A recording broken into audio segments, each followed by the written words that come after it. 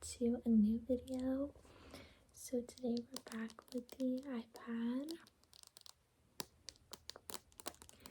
and I'm going to be teaching you the basics and the basic rules for understanding baseball. I got a request a while ago to explain football because I did like a Rams playoff game recap, which I can still do. However, it is no longer really football season. I also like basketball, but it's also not basketball season, so I thought I'll challenge myself and do baseball because it's more so baseball season. One of my best friends loves baseball. She would be so well equipped to do this video, but I will try to do her justice and explain baseball. I think I have a pretty good understanding of it. But yeah, just to help the girlies out, I have a little research over here as well that I did just to really understand it, so that the next time you're invited to a game or see one on TV, you know what's going on.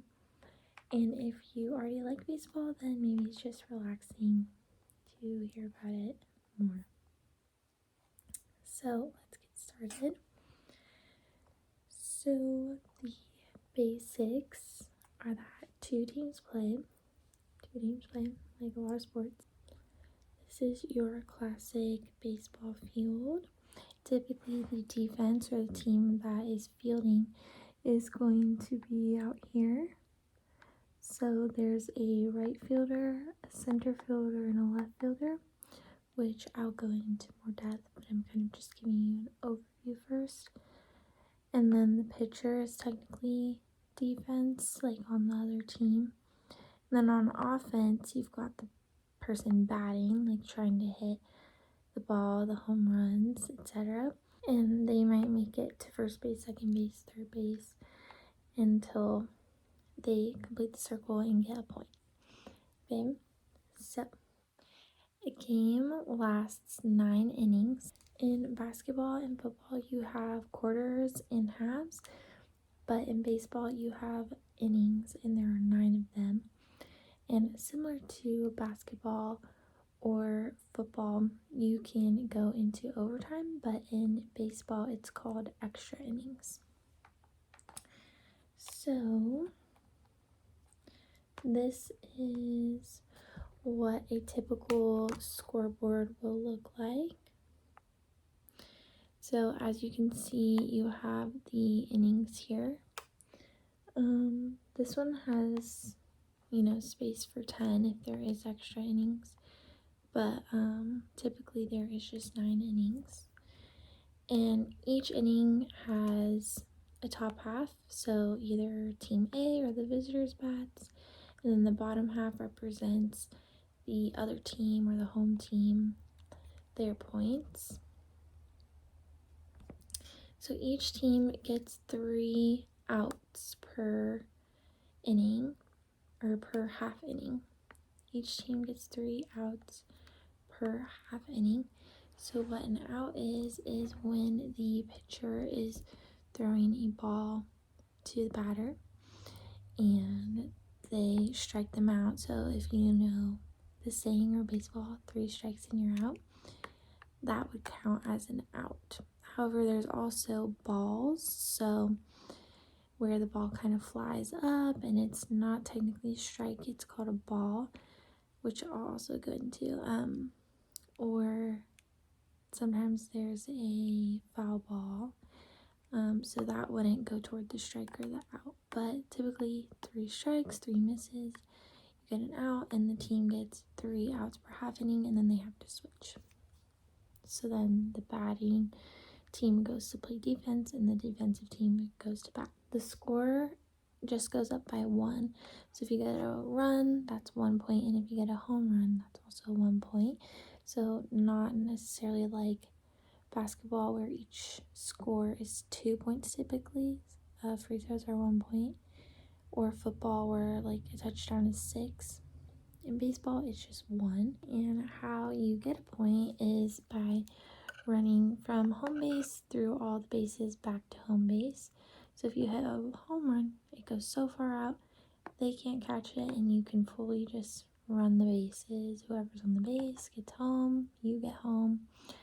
But if you kind of hit it out here, you know, it doesn't go far enough out, and these fielders are going to try to get the ball to the first baseman, second baseman, third baseman to try and get you out before you get to the base. But if you get to the base every time and you get to home base, then you get a point.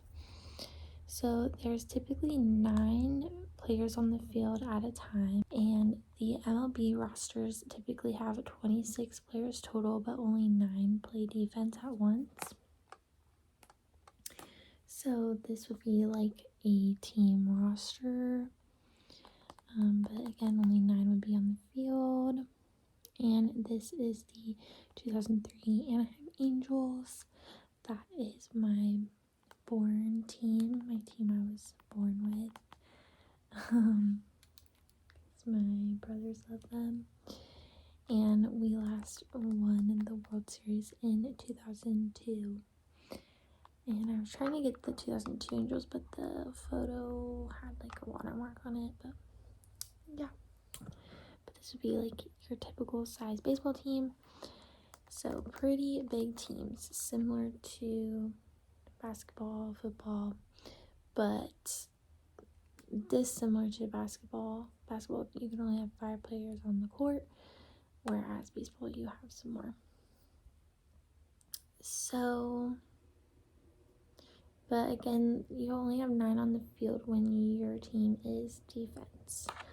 Otherwise, the offensive roles are just the batter, and then if you make it to a base, you're called a base runner. So let's go over the defensive positions. So back to this. The pitcher stands on the mound in the center here, and that's who throws the ball to the batter. And then the catcher receives the pitches behind the batter at home plate. So you've got pitcher, you've got catcher. Then you have the first baseman, and the second baseman, and the third baseman. And the shortstop is between second and third.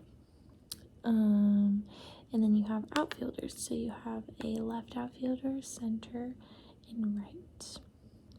Here's the basic rules that I've kind of gone over. The pitcher throws the ball toward home plate. The batter tries to hit it.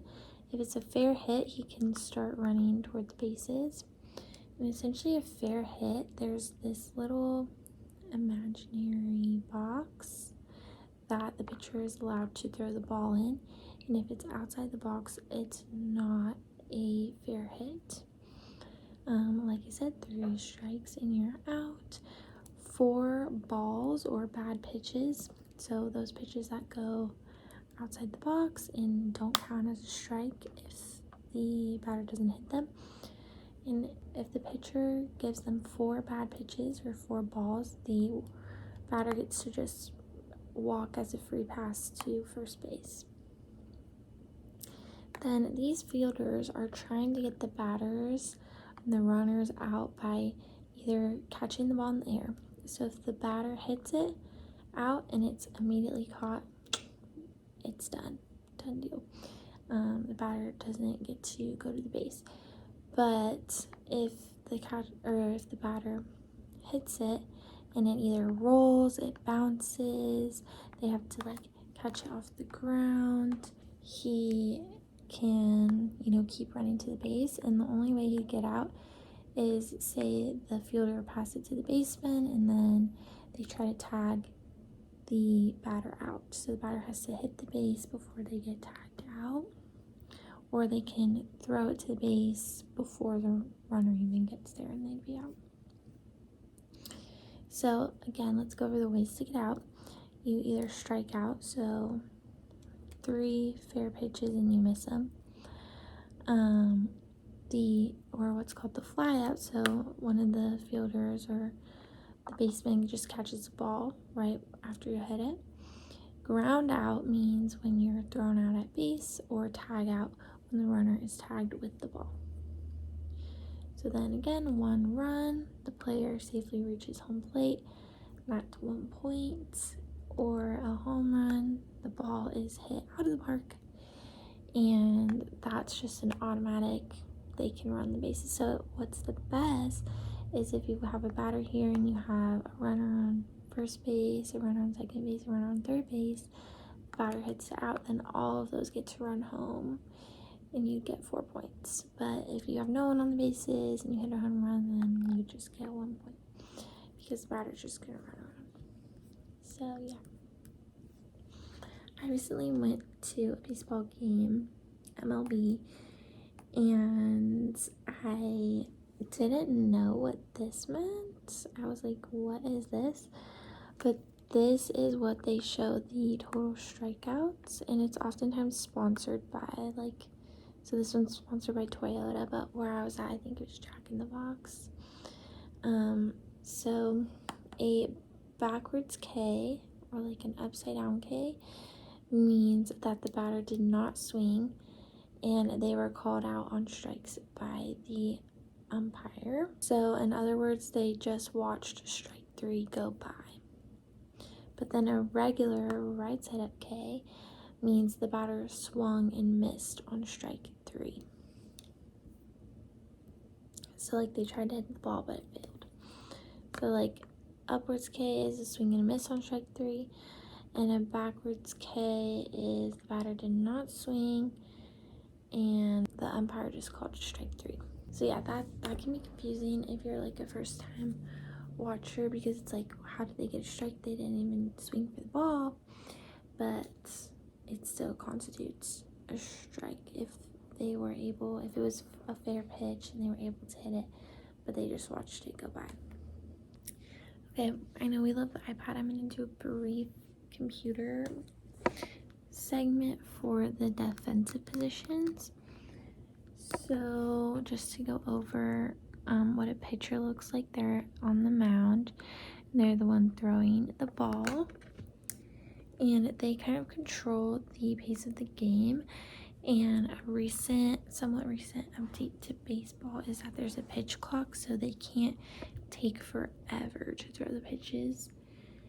And basically their goal is to try to get the batter to strike out or have weaker hits. There's things called fastballs, curveballs, different types of pitches they can throw. And then you have the catcher, who again is squatting behind home plate, and they also kind of signal to the pitcher. So if you ever see them like throwing up little like gang signs or whatever, they're like communicating to each other.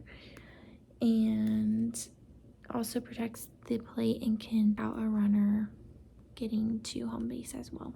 So then infielders are the ones that are on the bases. So first baseman covers first base and often receives the most throws because it's harder to get to the other bases than the first. Second baseman covers areas between the first and second base, and they can do double plays, and yeah, quick reactions and agility are key.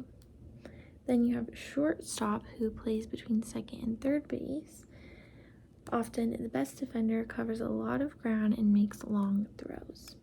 Then third baseman plays near third base, which is kind of a hot corner because if they pass third base, then they are almost on their way to getting a point. And they often handle hard hit balls. So say the batter hits a really hard ball but it's not quite a home run, they might get to the third baseman. So then we have the outfielders who cover the left ones, cover the left side of the field. And center fielder who covers the most ground and is usually the fastest and takes charge of fly balls. The right fielder covers the right side and often makes really long throws to the bases or home. Each position is numbered for scorekeeping. So pitcher is 1, catcher is 2, first base 3, second 4, shortstop 5, third 6, left 7, center 8, and right 9. And in Major League Baseball, players specialize heavily in one position. So then, switching back to the iPad, I thought I'd end the video by showing you some kind of cool diagrams I found. This is, I believe, the greatest MLB player of all time in each position. Okay, so I believe Bench was the best catcher. Then we have Gibson, the best pitcher. We have Pujols, which was my favorite player when I was little, but he was on the Angels when I was little. I think here he's on the Cardinals, but he was number 5 on the Angels. Also amazing batter, but I think they're talking about their defensive positions here. I think Babe Ruth, best right outfielder. Mantle, either best second baseman or center outfielder. Bonds, best left outfielder. Brett, third baseman. Banks, shortstop. So yeah, I really only know Angels players and a couple Dodgers players. This one is unfortunately blurry, so not sure you can see, but this was some of the best in 2023. And we see Mike Trout as like a center fielder, also amazing batter. But yeah, it's pretty blurry, I can't really tell. Edwin Diaz, Trea Turner, Jose Altlive, Aaron Judge, can't read, Manny Machado. Oh, that's the Padres. But yeah. So